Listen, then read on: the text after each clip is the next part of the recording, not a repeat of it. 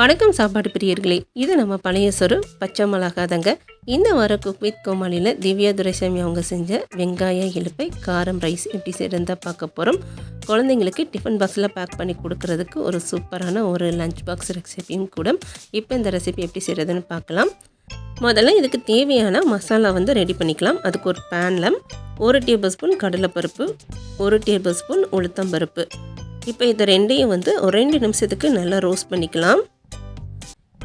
இப்போ இது நல்லா ரோஸ்ட் ஆயிடுச்சு. அடுத்ததில் 1 டேபிள் ஸ்பூன் தனியா, 1 டீஸ்பூன் சீரகம், 1/2 டீஸ்பூன் மிளகு, ஒரு சின்ன துண்டு பட்டை, 2 ஏலக்காய், 2 கிராம்பு சேர்த்துக்கலாம். கூடயே 5 காஞ்ச மிளகாய் வத்தல் சேர்த்துட்டு இப்போ இதையும் நல்லா ரோஸ்ட் பண்ணிக்கலாம்.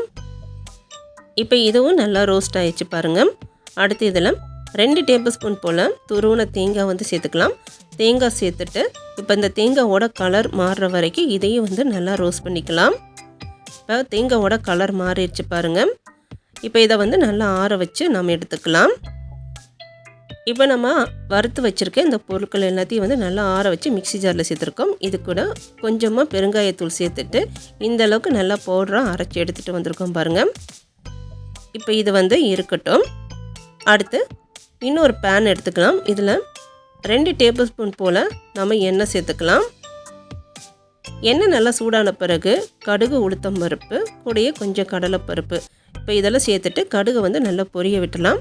இது நல்லா பொரிஞ்ச பிறகு கொஞ்சமாக வேர்க்கடலை, கூடயே 2 காஞ்ச மிளகாய் வத்தல், கொஞ்சம் பெருங்காயத்தூள் இதையும் சேர்த்துட்டு இதையும் நல்லா நம்ம கலந்து விட்டுடலாம். இப்போ இதை நல்லா கலந்து விட்டாச்சு. அடுத்து இதில் நம்ம வெங்காயம் சேர்த்துக்கலாம். வெங்காயம் 2 பெரிய வெங்காயம் அதை நீள நீளமாக கட் பண்ணி சேர்த்துருக்கோம்.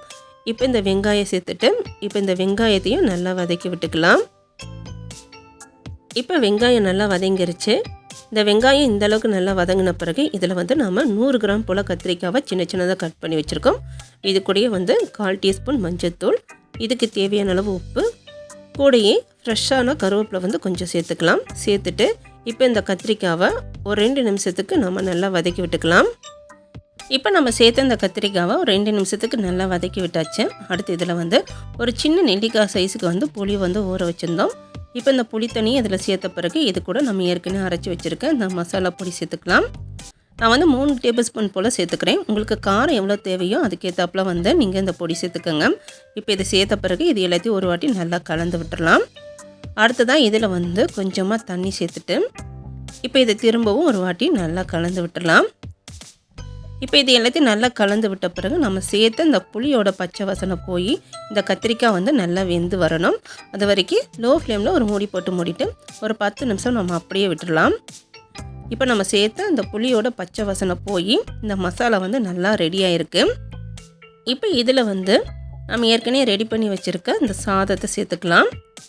சாதம் சேர்த்த பிறகு இப்போ இந்த மசாலாவோட இந்த சாதத்தை நல்லா கலந்து விட்டுடலாம். இப்போ இது எல்லாத்தையும் நல்லா கலந்து விட்ட பிறகு கடைசியாக இது இறக்குறதுக்கு முன்னாடி இதில் கொஞ்சமாக நெய் சேர்த்துட்டு இதை திரும்பவும் ஒரு வாட்டி நல்லா கலந்து விட்டுடலாம்.